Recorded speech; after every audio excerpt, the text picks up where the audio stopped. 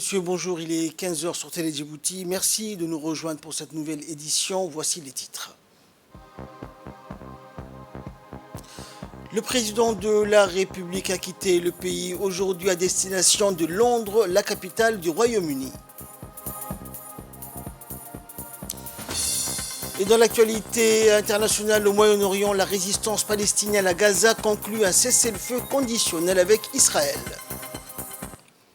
Voilà pour les titres, bonjour à tous. Le président de la République, Ismaël Omar Guelleh, a quitté aujourd'hui le pays à destination de la ville de Londres, capitale du Royaume-Uni, où à l'invitation du gouvernement de ce pays ami, il prendra part à la cérémonie de couronnement officiel du roi Charles III.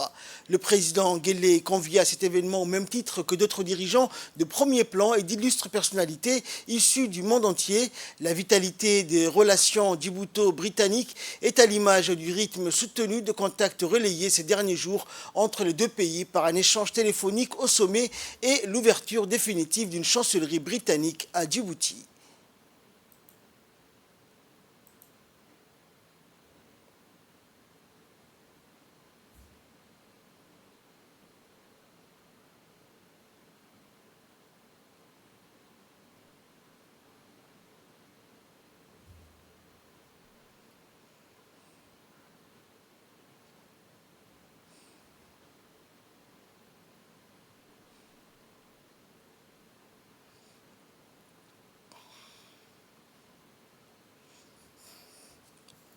Dans l'actualité également, l'Union de la presse francophone de Djibouti, en collaboration avec l'UNESCO, a célébré aujourd'hui au Sheraton Hotel la journée mondiale de la liberté de la presse.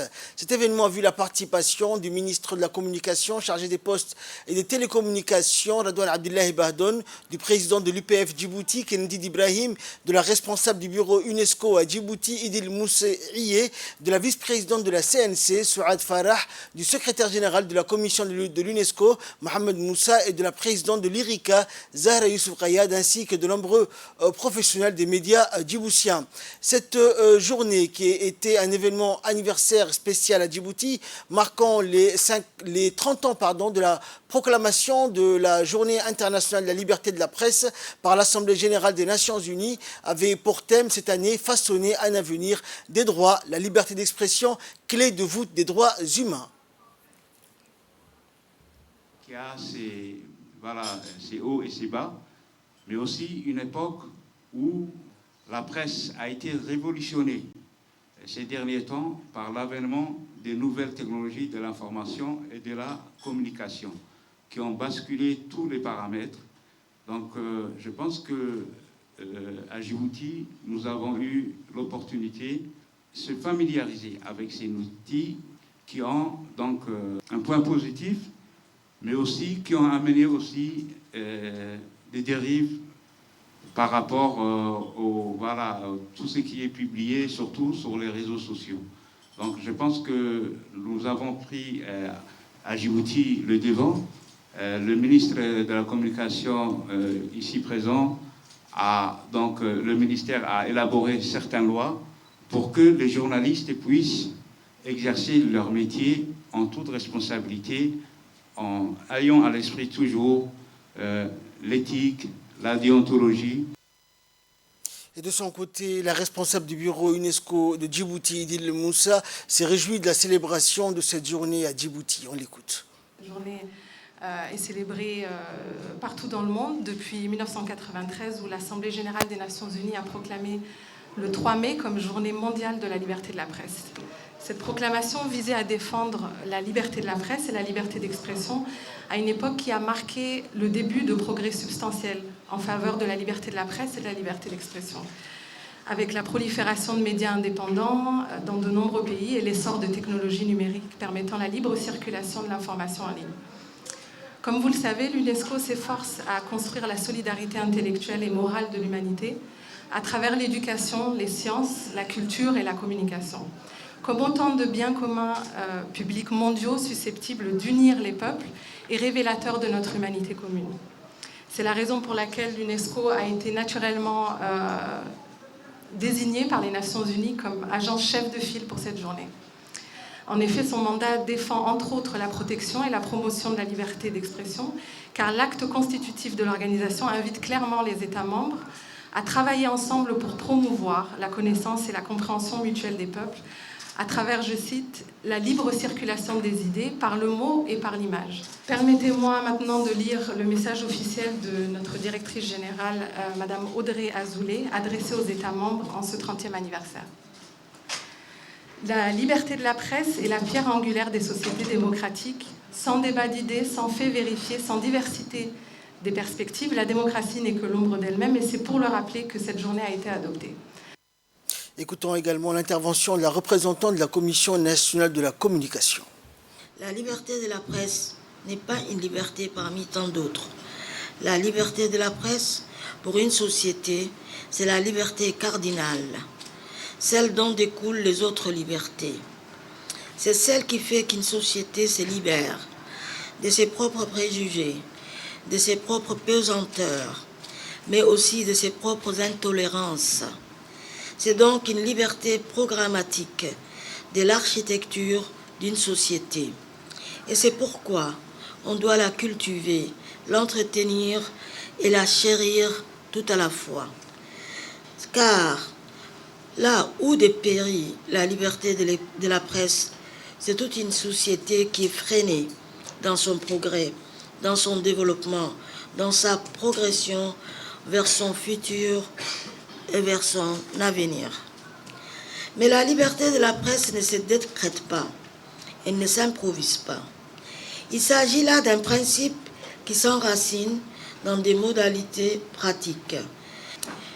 Et la plus noble de cette pratique, c'est bien sûr la liberté d'expression qui a été choisie pour le thème de cette journée. Mesdames et messieurs, comme vous le savez, depuis sa mise en place en 2017, la CNC s'est donnée pour mission de perfectionner les conditions du pluralisme de la presse dans notre pays. Nous avons entrepris beaucoup d'initiatives en ce sens. Je ne peux toutes vous les citer ici, mais la plus emblématique est sûrement la délivrance des cartes de presse certifiées pour nos journalistes. Car à l'heure des réseaux sociaux, des blogueurs ou des influenceurs en tout genre, la profession de journaliste semble être à la portée de tout un chacun. Or, il n'en est rien. N'est pas journaliste qui veut. C'est une profession réglementée, non seulement par des compétences, mais aussi une éthique et une déontologie. Et enfin, le ministre de la Communication, chargé des postes et des télécommunications, Redouane Abdullahi Badoun, a rappelé dans son intervention que le ministère de la Communication a toujours appuyé les initiatives visant à promouvoir la presse qui fait un travail remarquable avec des hommes et des femmes dévoués et passionnés par leur métier. On l'écoute. C'est un honneur et un plaisir pour moi d'être avec vous aujourd'hui pour la célébration de la Journée mondiale de la liberté de la presse. Je voudrais d'emblée rappeler que le 3 mai a été proclamé Journée mondiale de la liberté de la presse par l'Assemblée générale des Nations unies en 1993, pour marquer l'importance que l'ONU accorde à ces droits fondamentaux. Cette année est le 30e anniversaire de cette déclaration. Le thème de cette année est « Façonner un avenir des droits, la liberté d'expression, clé de voûte des droits humains ». Nous devrions tous et toutes être attachés à cette liberté de la presse et la chérir. Sans presse, les citoyens resteraient dans l'obscurité et la puissance publique sans garde-fou. Mais les temps ont changé et les manières d'informer aussi. L'arrivée des réseaux sociaux bouscule votre profession en la mettant notamment à la portée de quiconque. Sur ces défis liés au numérique et sur d'autres encore, il faut engager la réflexion. C'est ce que vous allez faire aujourd'hui dans le cadre de cette table ronde. Le ministère de la Communication, chargé des postes de télécommunications, a toujours appuyé les initiatives visant à promouvoir la presse qui fait au quotidien un travail remarquable visant des hommes et des femmes dévoués et passionnés par leur métier. Mon département a depuis quelque temps entamé une vaste réforme visant à structurer le secteur des médias qui doivent se mettre au diapason des nouvelles technologies de l'information et de la communication qui font circuler les informations à une vitesse vertigineuse. Aussi, nous avons érigé au rang des priorités le renforcement des capacités des professionnels des médias, comme en témoigne l'organisation d'une série de formations au bénéfice de ces derniers durant les mois passés. Des formations qui vont s'accentuer et se pérenniser en vue de former les femmes et les hommes qui s'acquittent de leur métier avec rigueur en respectant l'éthique et la déontologie. Le secteur des médias a fait l'objet de nombreuses réformes sous l'initiative du président de la République, son Excellence M. Ismaël Omar Guelleh. Ces réformes ont porté sur l'organisation des structures, la modernisation des équipements et le développement des ressources humaines. Mais aussi, mon département continue d'affirmer son soutien au processus national de transformation des médias qui doit être aligné sur les défis de l'environnement numérique en perpétuelle mutation. La République de Djibouti reste attachée à la liberté de la presse et à la liberté d'opinion. Les journalistes exercent librement, y compris les journalistes de la presse étrangère que nous accueillons à longueur d'année et qui effectuent le reportage sans entrave. On ne connaît pas d'attaque contre les journalistes. Ils ne sont guère victimes d'harcèlement.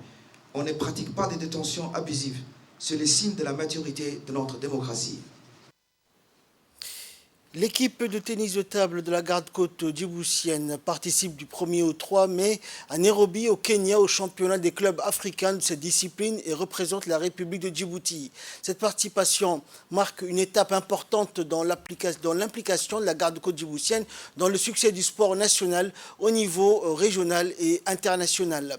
L'équipe djiboutienne composée de joueurs talentueux et déterminés à faire bonne figure lors de cette compétition. La garde-côte djiboutienne, en s'engageant dans cette compétition, souhaite non seulement promouvoir le tennis de table, mais également encourager les jeunes à participer donc au sport et à adapter un mode de vie sain. Le colonel Waïs Omar Bourré, commandant de la garde-côte djiboutienne, grand passionné de sport et très impliqué dans l'essor des activités sportives au sein de la garde-côte djiboutienne. Il a apporté un soutien important à l'équipe de pongistes en leur offrant des équipements de qualité, en leur prodiguant des conseils avisés pour les préparer à cette compétition. La participation de la garde-côte djiboutienne au championnat des clubs africains est un événement important pour le sport djiboutien et la garde-côte djiboutienne est fière de représenter le pays à cette occasion.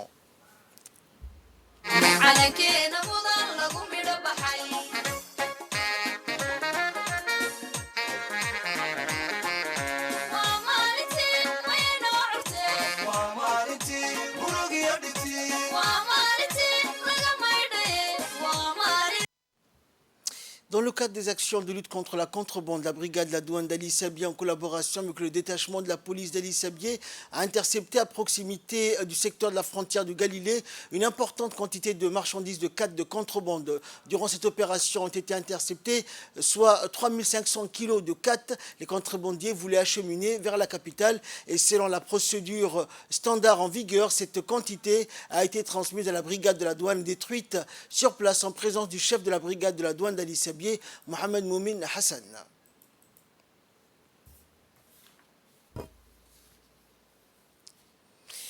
Avis de recherche à présent. Il y a lieu de rechercher activement mademoiselle Sagal Aboubakar Ahmed, âgée de 17 ans, de nationalité norvégienne, habitant donc au quartier 6, laquelle a été vue pour la dernière fois dans la journée du 30 mars dernier, vers 6 h du matin, près de l'ambassade américaine. Elle a quitté la demeure de sa tante dans la nuit vers 3 h du matin. La jeune fille était vêtue d'un abaya de couleur noire et portait une niqab, un sac à main de couleur noire. Il est à noter que la personne recherchée parle couramment l'anglais et le norvégien et difficilement les langues locales. En cas de découverte, veuillez contacter le numéro standard du commissariat central au 21 35 27 61 ou de se présenter au siège de la brigade d'enquête et des délégations judiciaires. Actualité régionale à présent, les affrontements acharnés se poursuivent au Soudan en pleine catastrophe humanitaire. Mais le voisin soudanais du Sud donc assure mardi avoir décroché un accord de principe pour une trêve d'une semaine grâce au Soudan du Sud, médiateur traditionnel au Soudan. Une trêve du 4 au 11 mai a assuré dans un communiqué le ministère des Affaires étrangères du Soudan du Sud et le président sud-soudanais Salva Kiir a plaidé pour qu'il profite de cette trêve d'une semaine pour nommer des représentants et proposer une date pour le début des négociations pour obtenir un cessez-le-feu permanent. Aucun belligérant n'a commenté dans l'immédiat cette annonce et en attendant, plusieurs témoins ont fait état de bombardements aériens dans différents quartiers de Khartoum, la capitale de plus de 5 millions d'habitants, et en proie donc au chaos depuis qu'ont éclaté mi-avril les combats qui ont fait plus de 500 morts, principalement à Khartoum et au Darfour, et des milliers de blessés selon le ministère soudanais de la Santé. Un bilan qui pourrait être largement sous-estimé selon l'ONU. La Russie et le Pakistan ont indiqué hier avoir évacué des centaines de leurs ressortissants après des annonces similaires ces derniers jours de nombreux pays. Et en nouvelles du monde, à présent, la résistance palestinienne à Gaza a conclu un cessez-le-feu conditionnel avec Israël. La résistance palestinienne à Gaza a conclu un cessez-le-feu avec Israël après que les forces d'occupation ont promis de mettre fin aux agressions et de ne mener d'attaque contre aucune cible. L'accord est intervenu après la médiation égyptienne, qatari et onusienne suite au meurtre délibéré par Israël par négligence médicale du dirigeant palestinien captif Sheikh Khader Adnan. Des groupes de résistance palestiniens ont tiré hier une salve de roquettes sur des colonies et des sites militaires israéliens en réponse au meurtre du Cheikh Khader Adnan, figure éminente du mouvement palestinien djihad islamique. Adnan est mort en détention dans les geôles israéliennes après avoir été délibérément négligé et détenu dans des prisons d'occupation en cours de grève de la faim de 87 jours pour obtenir sa liberté. C'est la fin de cette édition. Merci de nous avoir suivis. Excellent après-midi sur Télé Djibouti.